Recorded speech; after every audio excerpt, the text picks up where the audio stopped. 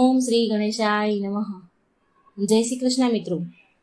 આજે આપણે સંપૂર્ણ કલ્કી પુરાણની કથા સાંભળીશું. ભગવાન વિષ્ણુનો અવતાર જે કળિયુગના અંતમાં થવાનો છે, કલ્કી અવતાર ભગવાન વિષ્ણુનો, તો એ સંપૂર્ણ કથા મહર્ષિ વેદવ્યાસજીએ રચી છે. તો આપણે એ કથા જન્મથી લઈ ભગવાનના વૈકુંઠ સુધાવા સુધી આપણે કથા સાંભળીશું. ઓમ નમો ભગવતે વાસુદેવાય. મિત્રો, આ કથા કલ્કી પુરાણમાંથી બનાવવામાં આવી છે, જે હજારો વર્ષ પહેલા મહર્ષિ વેદવ્યાસજીએ લખી છે. કલ્કી પુરાણ 18 પુરાણોમાંથી એક પુરાણ છે અને સંસ્કૃત ભાષામાં રચાયેલું છે, જેને ગુજરાતીમાં અનુવાદ કરીને મેં તમારી સામે રજૂ કર્યું છે.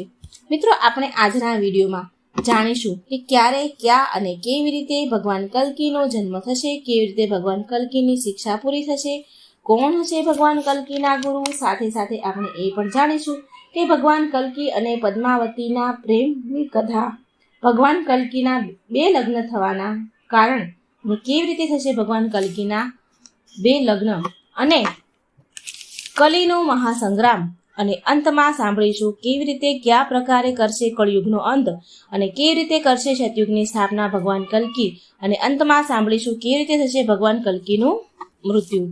ભક્ત મિત્રો, આ કલ્કી ભગવાનની કથા પૂરા મનથી ધ્યાનથી સાંભળજો. ભગવાનની કથા અધૂરી છોડવાની ભૂલ ન કરશો. આમ કરવાથી ભગવાનનું અપમાન ગણાય છે. માટે આ વાર્તા પૂરી અંત સુધી સાંભળવા તમને નમ્ર વિનંતી છે. અને બીજાને પણ શેર કરજો. વિડીયો સારો લાગે તો લાઈક કરજો, શેર કરજો, અને મારી આ ચેનલને સબસ્ક્રાઈબ પણ જરૂર કરી દેજો. કમેન્ટ બોક્સમાં ભગવાન વિષ્ણુનું નામ પણ જરૂર લખજો. ઓમ નમો ભગવતે વાસુદેવાય. ભગવાન શ્રી કૃષ્ણના મૃત્યુ પછી તેમના લોક ગયા બાદ કળિયુગની ઉત્પત્તિ થઈ. ત્યારે દ્વાપર યુગ સમાપ્ત થયો અને બ્રહ્માજીએ તેનો વાહો ફેરવી લીધો, તેમનું મુખ ફેરવી લીધું, પીઠ તરફ થઈ ગયો, પૃથ્વી તરફ એમનો વાહો કરી દીધો, પૃથ્વી તરફ એની પીઠ કરી. બ્રહ્માજીની પીઠથી જ અધર્મની ઉત્પત્તિ થઈ અને પછી અધર્મના સંયોગથી કામ, ક્રોધ, મદ, અહંકાર વગેરેની ઉત્પત્તિ થઈ. આ બધું જ મળીને કળિયુગની રચના થઈ. કળિયુગના પ્રભાવથી બ્રાહ્મણોને વેદોનું જ્ઞાન નહીં રહે, સ્ત્રીઓ પણ પુરુષનું અનુસરશે. વ્યક્તિ ઉપવાસ, પૂજા, કર્મ, ઉપાસના બધા જ ધાર્મિક કામ કરવાનું બંધ કરી દેશે. વ્યક્તિ 16 વર્ષની આયુષ્યમાં જ વૃદ્ધ થઈ જશે. લોકો કોઈ કારણ વગર આપસમાં એકબીજા સાથે કલેશ કરશે. લોભથી તેમનું જીવન વ્યતીત થશે અને લોકો નિર્ધનોનું શોષણ કરશે. કળિયુગના પ્રભાવથી શિષ્ય તેના ગુરુની નિંદા કરશે. ન્યાયાધીશ દંડ આપવામાં અસમર્થ અને નિર્બળ થઈ જશે. જે લોકો વધારે બોલતા હશે તે જ પંડિત અને જ્ઞાની હશે. ધનના લોભ કામનાથી બ્રાહ્મણો શૂદ્રોને ત્યાં ભજન, પૂજા વગેરે કરશે. વાદળ પણ ખંડી વૃષ્ટિવાળા થઈ જશે. સ્વયં રાજા પ્રજાનું શોષણ કરશે, જેનાથી બધી જ પ્રજા કર્જમાં ડૂબી જશે અને બધી જ પ્રજા જંગલોમાં જઈને રહેવા માટે મજબૂર થઈ જશે. કળિયુગના પ્રથમ ચરણમાં લોકો ભગવાનની નિંદા કરવા લાગશે. કળિયુગના બીજા ચરણમાં લોકો ભગવાનને ભૂલી જશે. કળિયુગના ત્રીજા ચરણમાં મનુષ્ય વર્ણશંકર ઉત્પન્ન થશે અને ચોથા ચરણમાં લોકો જાતિ, જ્ઞાતિ બધું જ ભૂલી જશે, જેનાથી પૃથ્વી પર ઉપસ્થિત બધા જ દેવતાઓને પીડા થશે. માં પૃથ્વીની રક્ષા માટે, ધર્મની પુનઃ સ્થાપના માટે ભગવાન બ્રહ્માજીને પ્રાર્થના કરશે. બધા જ દેવતાઓ સાથે મળીને બ્રહ્માજી સહિત ભગવાન વિષ્ણુની સ્તુતિ કરશે અને ભગવાનને ફરીથી કળિયુગમાં ફરી ધર્મની સ્થાપના કરવાની વિનંતી પ્રાર્થના કરશે. પછી દેવતાઓની સ્તુતિ સાંભળીને ભગવાન વિષ્ણુએ કહ્યું કે હું બહુ જલ્દી કળિયુગમાં સંગલપુર ગામમાં વિષ્ણુયશ બ્રાહ્મણને ત્યાં તેમની પત્ની સુમતીના ગર્ભમાંથી જન્મ લઈશ.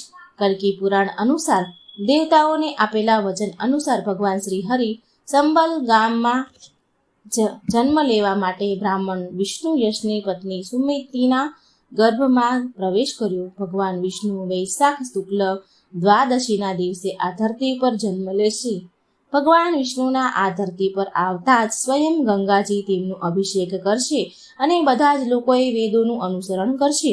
પવિત્ર હૃદયવાળા બ્રાહ્મણ વિષ્ણુયશ એમના પુત્રના નામકરણ માટે યજુ અને સામવેદ બ્રાહ્મણોને આમંત્રિત કરશે. ભગવાન કલ્કીના બાળ સ્વરૂપના દર્શન કરવા માટે દ્રોણાચાર્ય, પરશુરામ, વેદવ્યાસ તથા દ્રોણાચાર્યના પુત્ર અશ્વત્થામા સંબલગ્રામ માં ભિક્ષુકનો વેશ ધારણ કરીને આવશે. બધા વિષ્ણુયશ બ્રાહ્મણને ત્યાં પહોંચશે, જ્યાં તે વિષ્ણુયશ બ્રાહ્મણ તેમનું આદરપૂર્વક સન્માન કરશે. બધા જ ભિક્ષુક બ્રાહ્મણ વિષ્ણુયશના ખોળામાં બેઠેલા ભગવાન કલ્કીના બાળ સ્વરૂપના દર્શન કરી તેમને નમસ્કાર કરશે. કલ્કી પુરાણ અનુસાર બધા જ ભિક્ષુક બ્રાહ્મણો વિષ્ણુયશજીના ખોળામાં બેઠેલા બાળકને ઓળખી લેશે કે આ શ્રી હરિ વિષ્ણુ છે, જેમણે કળિયુગના પાપોનો નાશ કરવા માટે, ધર્મની સ્થાપના કરવા માટે અવતાર લીધો છે. માટે એમનું નામ કલ્કી હશે, જે કલીનો અંત કરશે. આ પ્રકારે બધા જ ભગવાનનું નામકરણ કરીને ત્યાંથી ચાલ્યા ગયા. માતા સુમતીએ બહુ સારી રીતે કલ્કી ભગવાનનું પાલન પોષણ કરી તેમને મોટા કરે છે, સારી રીતે ભગવાનને મોટા કરે છે. તથા બ્રાહ્મણોનું હિત કરવાવાળા 3 મોટા ભાઈ પણ કલ્કી ભગવાનને હશે, જેના નામ કવિપ્રાગ અને સુમંત હશે. એમના પુત્રના મોટા થતા જોઈને બ્રાહ્મણ વિષ્ણુયશ બોલ્યા, હે પુત્રો, હવે તમે અધ્યયન કરવા માટે તૈયાર થઈ ગયા છો, તમે એ લાયક થઈ ગયા છો. હું તમને બ્રહ્મ સંસ્કાર, ઉપનયન અને સાર્વત્રીનું શ્રવણ કરાવીશ. પછી તમે વેદોનું અધ્યયન કરજો. એટલે કલ્કી ભગવાન તેના પિતાને કહે છે, હે પિતાજી, આ વેદ શું છે અને આ સાર્વત્રી શું છે? એટલે તેમના પિતા બોલ્યા કે યદ વેદ બ્રહ્માજીની વાણી અને સાવિત્રી પ્રતિષ્ઠા છે. વેદ સંસ્કાર યુક્ત બ્રાહ્મણ પાસે જ નિવાસ કરે છે. માટે હું તમને 10 સંસ્કાર આપીને તમારો ઉપનયન સંસ્કાર કરવા માંગુ છું. ભગવાન કલ્કી તેમના પિતાજીને કહે છે, પિતાજી, 10 સંસ્કારોથી યુક્ત અને વેદોને જ્ઞાતા અને 3 લોકની કામના પૂરી કરવાવાળા બ્રાહ્મણ પાસેથી શિક્ષા ગ્રહણ હું કરવા માંગુ છું. આવા બ્રાહ્મણ ક્યાં હશે? એટલે તેમના પિતાજી બોલ્યા કે અધર્મી અને બ્રાહ્મણોના શત્રુ મહાબલી કલીના હેરાન કરવાથી, એના અત્યાચારથી બધા જ બ્રાહ્મણો આ સ્થાન છોડીને, સંબલપુર ગામ છોડીને ચાલ્યા ગયા છે. અને અમુક બ્રાહ્મણ જે બાકી રહ્યા છે તે કલીના કારણે તેમના ધર્મના માર્ગથી ભટકી ગયા છે. તો તમારે આવા બ્રાહ્મણ શોધવા માટે અહીંથી બહુ દૂર જવું પડશે. પછી ભગવાન કલ્કી તેમના પિતાજીને વચન આપે છે કે બ્રાહ્મણોના શત્રુ કલીનો હું વિનાશ કરી નાખીશ અને ફરી ધર્મની સ્થાપના કરીશ. કલ્કી પુરાણ અનુસાર જ્યારે ભગવાન કલ્કી ઘરેથી ગુરુની શોધમાં ગુરુકુળ તરફ નીકળશે, ત્યારે મહેન્દ્રગીરી પર્વત ઉપર રહેવાવાળા પરશુરામજી એમને તેમના આશ્રમ લઈ જશે. આશ્રમ પહોંચ્યા બાદ ભગવાન પરશુરામ ભગવાનને કહેશે કે હું ભૃગુ વંશમાં ઉત્પન્ન જન્મદિગ્નો પુત્ર છું અને વેદોને જાણવાવાળો તથા યુદ્ધ વિદ્યામાં નિપુણ પરશુરામ છું. મેં કેટલી બધી વાર આ ધરતી પર ક્ષત્રિયોનો નાશ કરીને બ્રાહ્મણોને દાનમાં આપી દીધા છે. તમે મને ધર્મપૂર્વક તમારો ગુરુ માનો અને હું તમને વેદ તથા યુદ્ધની શિક્ષા આપીશ. પરશુરામ ભગવાન કલ્કીને કહે છે, હું આ મહેન્દ્રગીરી પર્વત પર તમારી પ્રતીક્ષા કેટલાય વર્ષોથી તપસ્યા હું કરી રહ્યો છું. તમે અહીં તમારા વેદોનું અધ્યયન કરો. ભગવાન કલ્કી એ સમયે પરશુરામને ઓળખી જશે અને પ્રસન્ન થઈને તે ખુશ થઈ તેમને તેમના ગુરુ બનાવી લેશે. અને ભગવાન કલ્કી ત્યાં વેદોનું અધ્યયન પણ કરશે તથા 64 કલાનું જ્ઞાન મેળવીને સંપૂર્ણ વિદ્યામાં પારંગત થયા પછી ભગવાન કલ્કી પરશુરામજીને કહેશે કે દક્ષિણા આપવાથી મને સર્વ સિદ્ધિ પ્રાપ્ત થાય અને જે દક્ષિણાથી તમને સંતુષ્ટિ પ્રાપ્ત થાય એવી દક્ષિણા મને કહો. આ સાંભળીને પરશુરામજી બોલ્યા, હે કલ્કી પ્રભુ, તમે સ્વયં ભગવાન વિષ્ણુના અવતાર છો, જે સંબલ ગ્રામમાં વિષ્ણુયશના અવતરિત થયા છો. એમને ત્યાં જન્મ લીધો છે. તમે મારાથી વેદોની શિક્ષા અને યુદ્ધની શિક્ષા પ્રાપ્ત કરી છે. હવે તમે ભગવાન શંકર પાસેથી અસ્ત્ર શસ્ત્ર પ્રાપ્ત કરો તથા સિંહણ દ્વીપથી તમારી પત્ની પદ્માવતીને પ્રાપ્ત કરો અને ધરતી પર વ્યાપ્ત અધર્મ તથા કલીનો નાશ કરીને ફરી ધર્મની સ્થાપના કરજો. આ જ મારી ગુરુ દક્ષિણા હશે. આ સાંભળીને ભગવાન કલ્કી પરશુરામજીને કહે છે કે આવું જરૂર થશે. આમ કહી પરશુરામજીને ભગવાન કલ્કી પ્રણામ કરીને ત્યાંથી ભગવાન શંકર પાસે અસ્ત્ર શસ્ત્ર પ્રાપ્ત કરવા માટે નીકળી જશે. પછી ભગવાન કલ્કી બિલબોધકેશ્વર મહાદેવના મંદિરમાં જશે અને ત્યાં ભગવાન શિવનું વિધિવત પૂજન કરી, હૃદયથી ધ્યાન કરી, પ્રાર્થના કરી તેમની પાસે શસ્ત્ર પ્રાપ્તિ માટે સ્તુતિ કરશે અને શિવ સ્ત્રોતની રચના કરશે. ભગવાન કલ્કીના શિવ સ્ત્રોતને સાંભળીને ભગવાન શિવ મા પાર્વતી સાથે ત્યાં સાક્ષાત પ્રગટ થશે અને પ્રસન્ન થઈને ભગવાન કલ્કીને વરદાન માંગવાનું કહેશે. ભગવાન શિવ કલ્કી ભગવાનને શીઘ્ર નામે અનેક રૂપધારી ગરુડ અશ્વ અને સર્વંગી પ્રદાન કરશે. સાથે શુભ સ્વરૂપ મહાકરાલ અત્યંત ચમકતી પૃથ્વીનો ભાર સહન કરવા વાળી તલવાર ભગવાન કલ્કીને પ્રદાન કરશે. પછી ભગવાન કલ્કી ભગવાન શિવને પ્રણામ કરી અને શિવજી એના ધામ ચાલ્યા જશે. ત્યારબાદ કલ્કી શિવજી પાસેથી મેળવેલા ગરુડ અશ્વમાં પર બેસીને તીવ્ર અતિ ઝડપથી એમના ગામ સંબલપુર પહોંચશે. ત્યાં પહોંચીને તેમના માતા પિતા તથા તેમના મોટા ભાઈઓને પ્રણામ કરી તેમને ભગવાન પરશુરામજી દ્વારા દેવામાં આવેલી શિક્ષા વિદ્યા અને ભગવાન શિવ દ્વારા પ્રદાન કરવામાં આવેલા અસ્ત્ર શસ્ત્રો વિશે કહેશે. પછી ભગવાન કલ્કી શિવજી દ્વારા પ્રદાન કરેલી ગરુડ અશ્વ પર સવાર થઈને હાથોમાં તલવાર ધારણ કરીને ધર્મની સ્થાપના માટે એના નગરથી બહાર નીકળી જશે. ભગવાન કલ્કી રાજાઓને ઉદ્દેશ આપે છે કે વેદ જ મારો અંશ છે અને જે બ્રાહ્મણો વેદોનું અધ્યયન કરે છે એને વેદો દ્વારા પ્રાપ્ત કરેલા જ્ઞાનનું સંસારમાં પ્રચાર કરે છે તે મારી જ સેવા કરે છે. આવા બ્રાહ્મણોને હું નમસ્કાર કરું છું. સંધ્યા સમયે સુખદેવજી ભગવાન કલ્કી પાસે આવ્યા એ સમયે અને ભગવાન કલ્કીને કહે છે કે હું સિંહલ દ્વીપ ગયો હતો. ત્યાંની હવા સુગંધિત છે, પક્ષીઓ સુંદર ગીત ગાન ગાય છે. ત્યાંના રાજા બ્રહદત્તની એક પુત્રી છે જેનું નામ પદ્મા છે અને એમની માતા કૌમદી છે. રાજાની પુત્રીનું ચરિત્ર પાપોને નાશ કરનારું છે.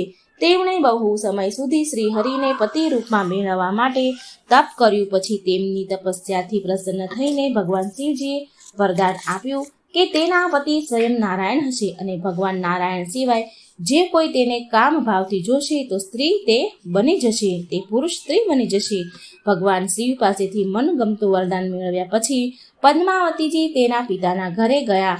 બહુ સમય પછી પદ્માના પિતાએ તેની પુત્રીને વિવાહ યોગ્ય થઈને એમ સમજીને એમ જાણીને તેમના સ્વયંવરનું આયોજન કર્યું. રાજા બ્રહ્મદત્તને તેમની પુત્રીના સ્વયંવર માટે ગુણવાન, બળવાન અને મહાઐશ્વર્યવાળા અનેક રાજાઓને આમંત્રિત કર્યા. આ પ્રકારે સિંહલ દેશમાં પદ્માના સ્વયંવરનો ઉત્સવ મનાવવામાં આવ્યો. વિવાહની ઈચ્છાથી બધા જ દેશ વિદેશી રાજા તેમની સેના સહિત ત્યાં પહોંચી ગયા. બધા જ રાજા પોતપોતાના સ્થાન પર બિરાજમાન થયા. ત્યારે રાજા બ્રહ્મદત્તે તેની પુત્રી પદ્માને સ્વયંવરમાં બોલાવી. એ અત્યંત સુંદર આભૂષણોથી સજેલી સુશોભિત હતી.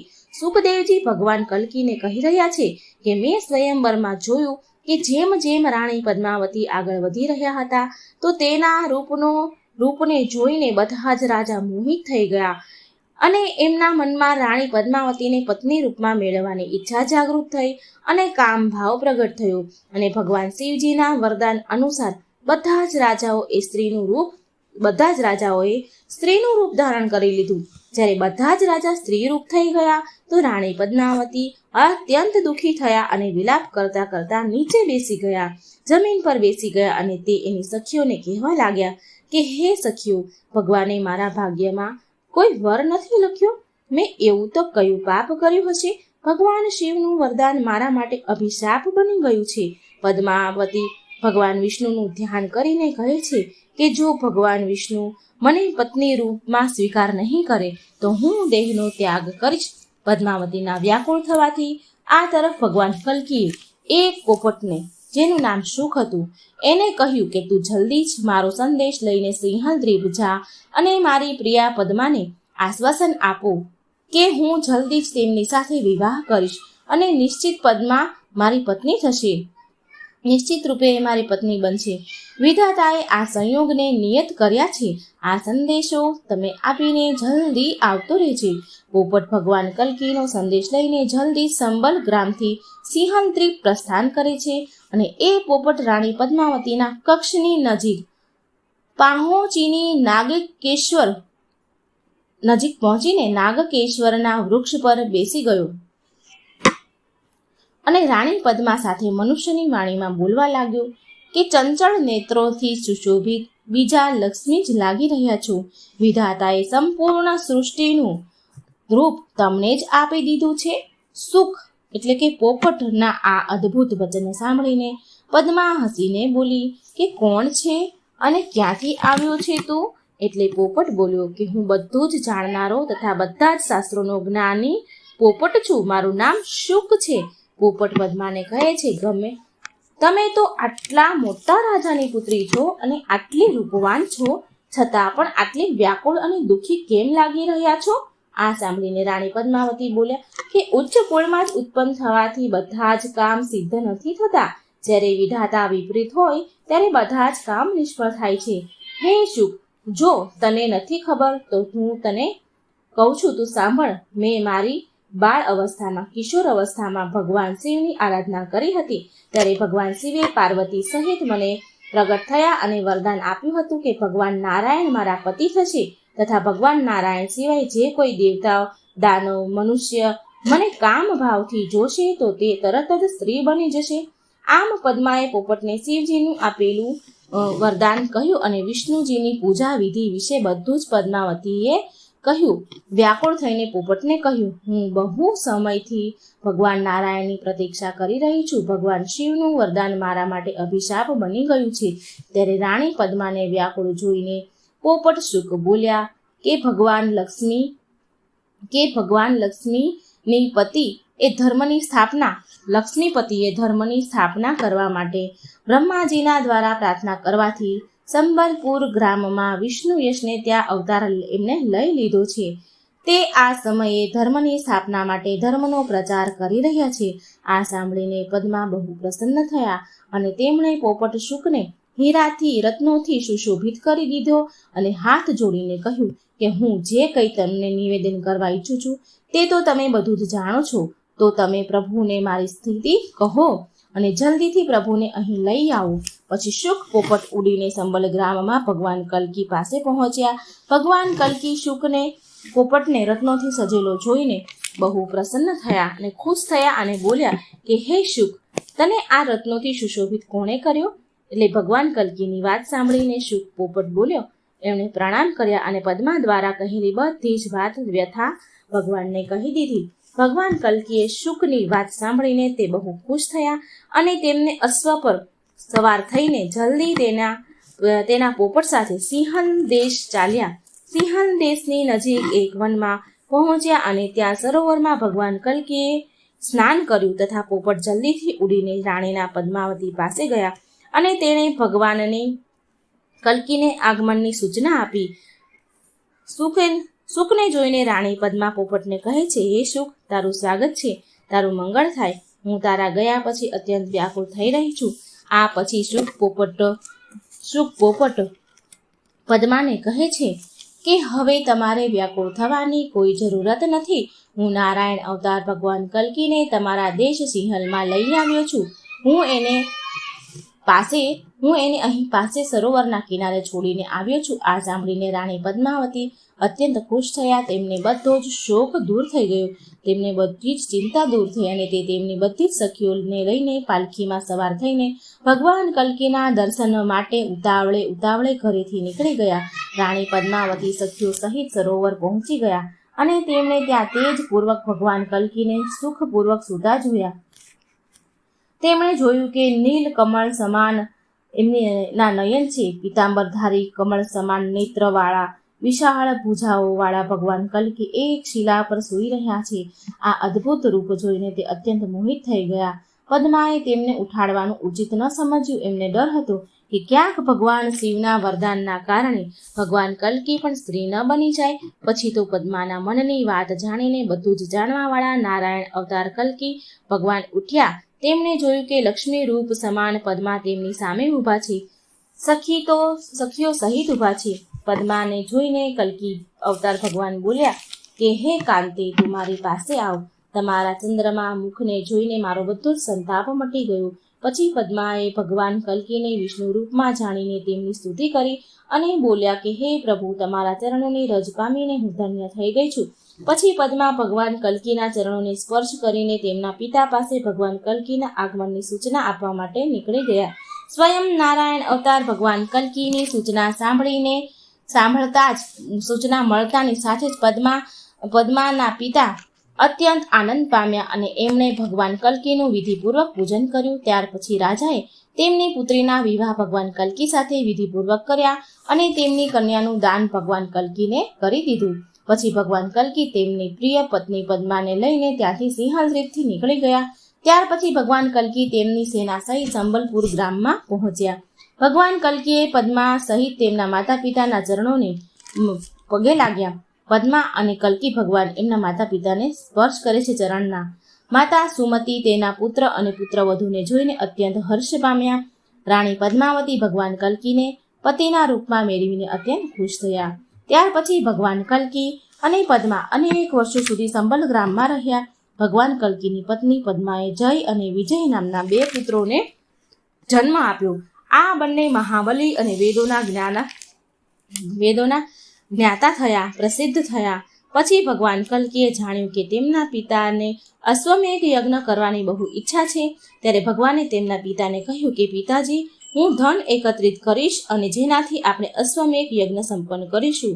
હું કિકટપુર પર જીત મેળવી અને ધન એકત્રિત કરીશ. પછી ભગવાન કલ્કી તેમના પિતાની આજ્ઞા લઈને કિકટપુર તેમના સેનાને લઈને ચાલી નીકળ્યા. અત્યંત વિસ્તારવાળો કિકટપુર પહેલા બૌદ્ધોનું નિવાસ સ્થાન હતું. હવે અહીંયા રહેનારા લોકો દેહાતી, કુળ ધર્મ અને જાતિ ધર્મને ન માનવાવાળા તથા ધન અને સ્ત્રી તથા ભોગ વગેરેમાં લુપ્ત રહેનારા ભગવાન કલ્કીની રહેનારા હતા.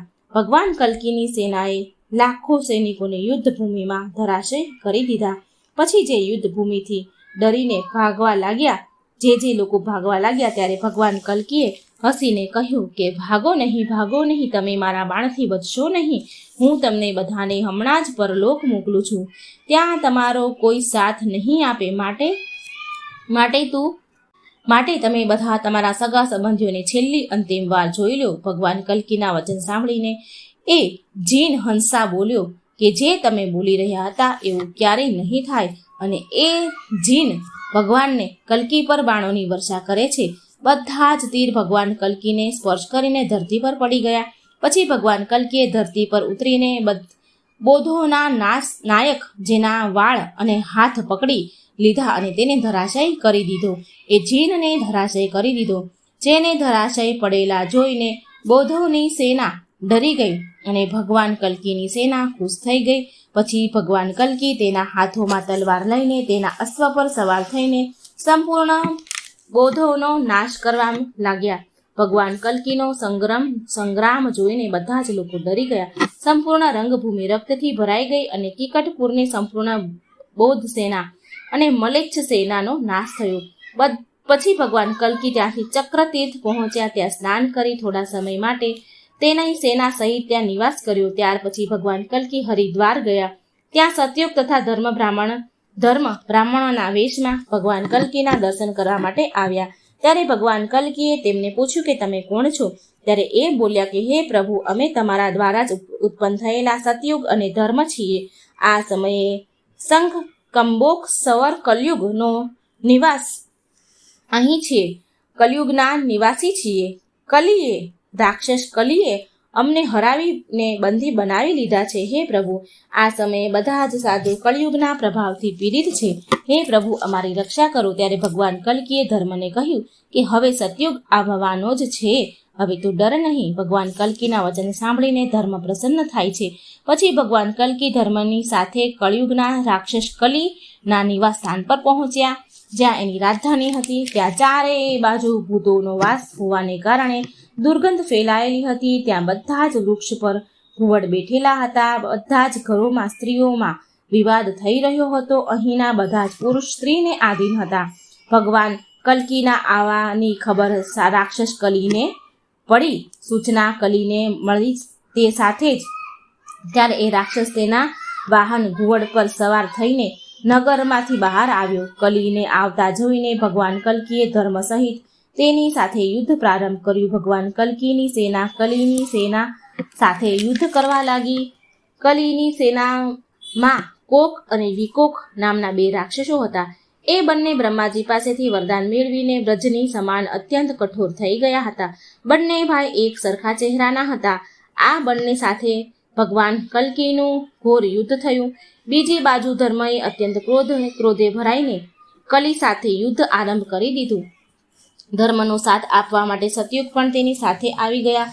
ત્યારે કળિયુગનો રાક્ષસ કળી તેને હારતા જોઈને તેના વાહનને ત્યાં જ છોડીને તેના નગર પાછો ભાગી ગયો. આ તરફ કોક વિકોકનું ભગવાન કલ્કી સાથે ભયંકર યુદ્ધ થઈ રહ્યું હતું. તેને જોઈને બધા જ દેવતાઓ તથા મનુષ્ય ભયભીત થઈ ગયા. કોક વિકોકના પ્રહારથી ભગવાન કલ્કીના બધા જ અસ્ત્ર શસ્ત્ર જમીન પર પડી ગયા અને પછી ભગવાન કલ્કીએ ક્રોધે ભરાઈને ભાલાથી વિકોકનું માથું ચીરી નાખ્યું. તેથી તે મૃત્યુને પામ્યો. પણ બ્રહ્માજીના વરદાન અનુસાર જ્યારે કોકે તેની સામું જોયું તો ફરીથી જીવતો થયો. પછી ભગવાન કલ્કીએ કોકને પણ ભાલાથી છેદી નાખ્યો, જેથી તે મૃત્યુ પામ્યો. પરંતુ જ્યારે તેના ભાઈ વિકોકે તેની સામે જોયું તો ફરીથી તે જીવતો થયો. આ જોઈને બધા જ લોકો આશ્ચર્યચકિત થઈ ગયા. પછી એ બંને રાક્ષસોએ ભગવાન કલ્કી સાથે સંગ્રામ શરૂ કર્યો અને બહુ સમય સુધી લડતા રહ્યા. ભગવાન કલ્કીના અશ્વએ પણ તેમની સાથે બહુ સમય સુધી યુદ્ધ કર્યું. ત્યાર પછી ભગવાન કલ્કી પાસે બ્રહ્માજી આવ્યા અને હાથ જોડીને ભગવાન કલ્કીને કહે છે કે હે પ્રભુ, આ બંને રાક્ષસ અસ્ત્ર શસ્ત્રથી નહીં મરે. જો આ બંનેને એક જ સમયે તેમના ગાલ પર થપ્પડ મારવામાં આવે તો તે બંનેનું મૃત્યુ પ્રાપ્ત થશે, તે મૃત્યુ એનું થશે. બ્રહ્માજીની વાત સાંભળીને ભગવાન કલ્કીએ બંને રાક્ષસોની વચ્ચે ઊભા રહીને ભગવાન કલ્કીએ તેમના બંને હાથોને વજ્ર સમાન બનેલા ગાલો પર પ્રહાર કર્યો, જેનાથી તેના મસ્તક ચૂરચૂર થઈ ગયા અને રાક્ષસોનું મૃત્યુ થયું. આ તરફ ભગવાન કલ્કીની સેના કલીની સેનાનો સંહાર કરી રહી હતી અને ભગવાન કલ્કીની સેનાએ કલીની બધી જ સેનાને મારી નાખી સંહાર કરી દીધા. ત્યાર પછી ધર્મ સતયુગ સાથે લઈને રાક્ષસ કલીની રાજધાનીમાં પ્રવેશ્યા. ત્યાં ધર્મએ તેના અગ્નિ બાણથી કલીના પૂરા નગરને બાળી નાખ્યું, જેમાં કલીની પત્ની પણ બળીને મરી ગઈ. પછી એ કલી રડતો અદ્રશ્ય રૂપથી અન્ય વર્ષમાં પ્રવેશ કરી ગયો. આ પ્રકારે કલી આ યુગને છોડીને ભાગી ગયો. જ્યારે ભગવાન કલ્કી કોક અને વિકોક પર વિજય મેળવી લે છે ત્યારે તે પોતપોતાની સેના સાથે ત્યાંથી રવાના થઈને તેમના અશ્વ લઈને હાથમાં તલવાર લઈને ભલ્લાટ નગર પહોંચશે. ભલ્લાટ નગરના રાજા શશિધ્વજ ભગવાન કૃષ્ણ અને વિષ્ણુના પરમ ભક્ત હશે.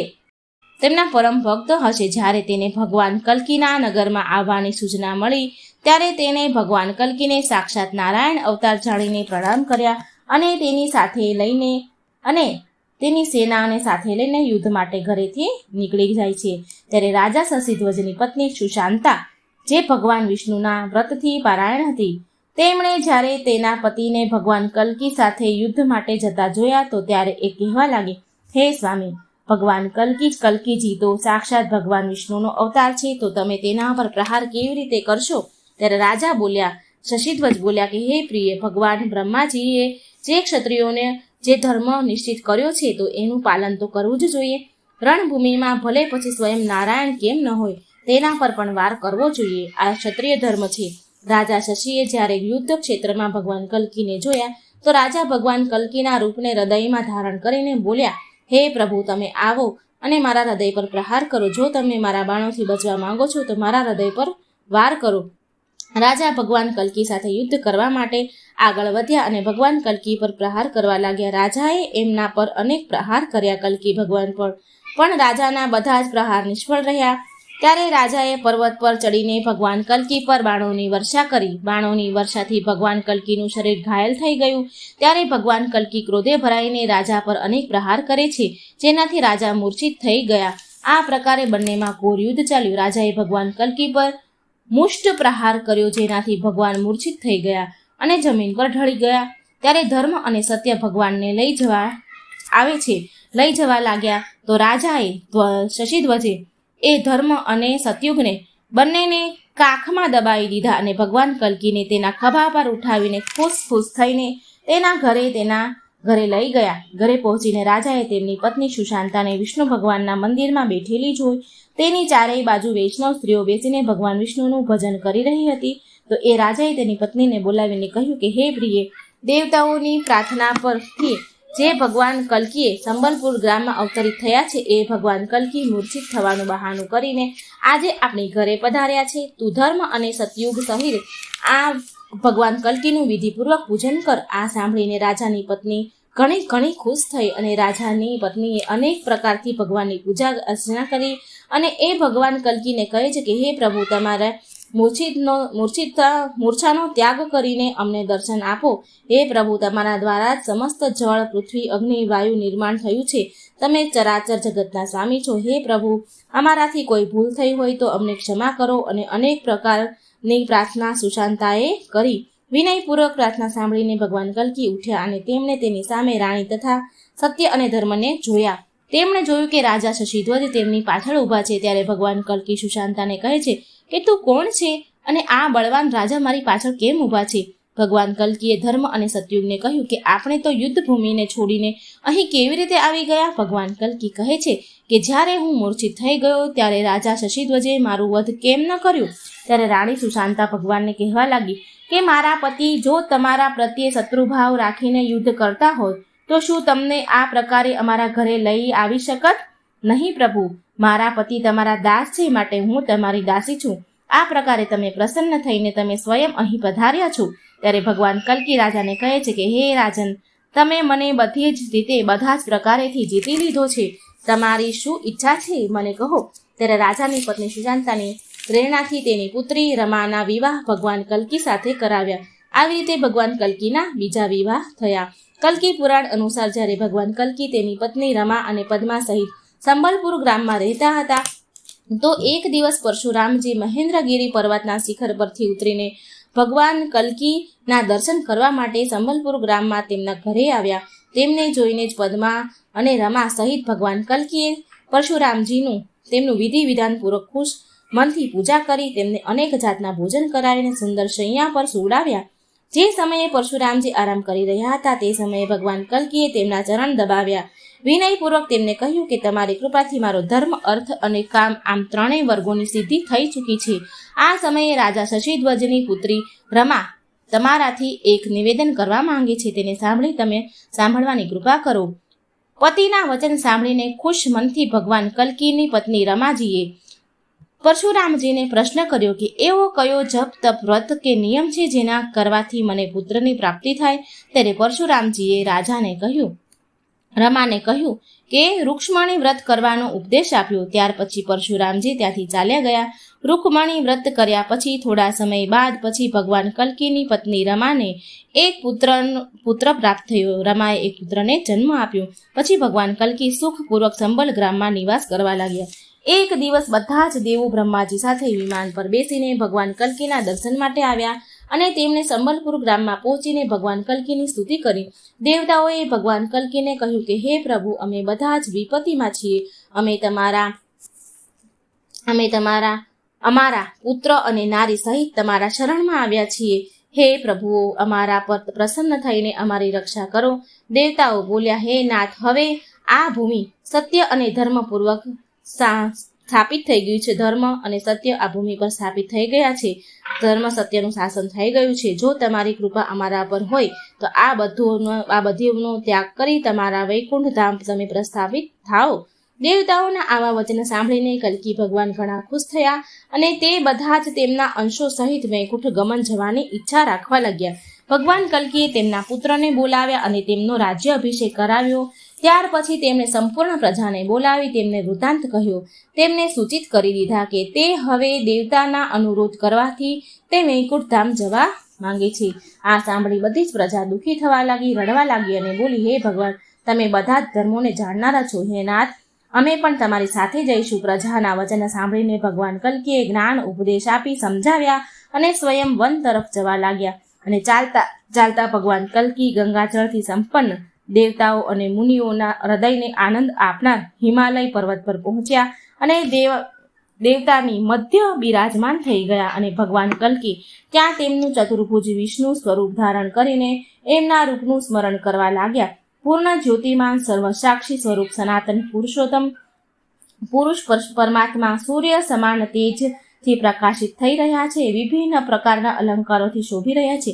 શંખ, ચક્ર, ગદા અને ધનુષ તેમના હાથમાં સુશોભિત છે. જ્યારે ભગવાન કલ્કી વિષ્ણુ રૂપમાં પ્રગટ થયા ત્યારે એ દર્શનથી બધા જ જીવ મોહ માયાથી ઉપર પરે થઈ ગયા. તેમના પતિ કલ્કીના આવા અદ્ભુત રૂપને જોઈને રાણી પદ્માવતી અને રાણી રમા, બે કલ્કી ભગવાનની પત્ની, બંને ભગવાન કલ્કીના પ્રકાશમાં પ્રવેશ થઈને ભગવાન કલ્કીમાં જ લીન થઈ ગયા, સમાઈ ગયા. અને આ પ્રકારે ભગવાન કલ્કી આ ધરાને છોડીને વૈકુંઠ ધામ ચાલ્યા ગયા.